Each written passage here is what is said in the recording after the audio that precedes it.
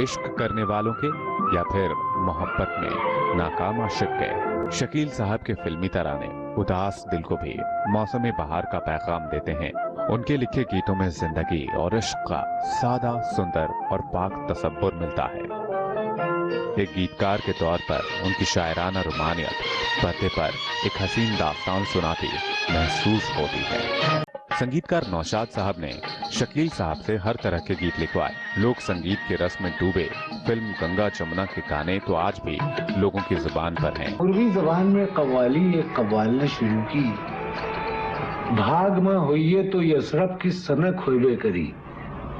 पूर्वी जबान है, यानी अगर मेरी किस्मत में है यसरफ यानी मदीने जाऊंगा मैं।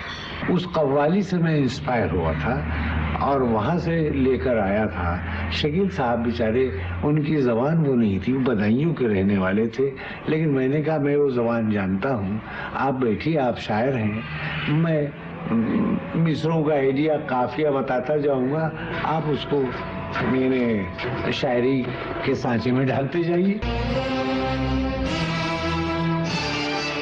मुगलिया शान शौकत पर बनी फिल्म मुगले आजम को कामयाब बनाने के लिए भव्य संगीत का होना भी जरूरी था।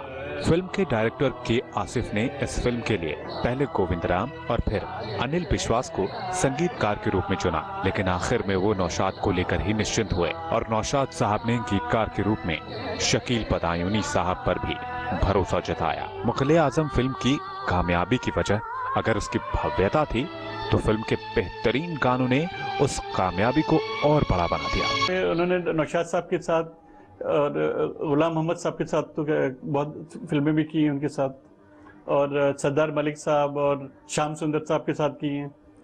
तो फिर उनको ऑफर दिया गया था गुरुदत्त साहब ने फिल्म 14वें का चांद में गाने लिखने के लिए। शकील बदायूनी का फिल्म 14वें का चांद से शुरू हुआ संगीतकार रवि के लिए फिल्मी गीत लिखने का सिलसिला तकरीबन 30 फिल्मों तक चला। अपने पूरे फिल्मी करियर में शकील साहब ने गुलाम मोहम्मद, एस डी बर्मन, रोशन जैसे तमाम संगीतकारों के साथ अपनी कलम का कमाल दिखाया है, लेकिन नौशाद साहब के साथ शकील साहब के ताल्लुकात कुछ अलग ही थे। नौशाद साहब का बंगला हम लोग, उनकी बाउंड्री वॉल हम लोग की एक ही है, तो उन्होंने सीढ़ी वहां से लगाई थी अपनी तरफ से नौशाद साहब ने, और हम लोग ने लकड़ी की सीढ़ी यहाँ से लगाई थी अपनी तरफ से, और हम लोग का जाना आना सीढ़ी से चढ़ के होता था।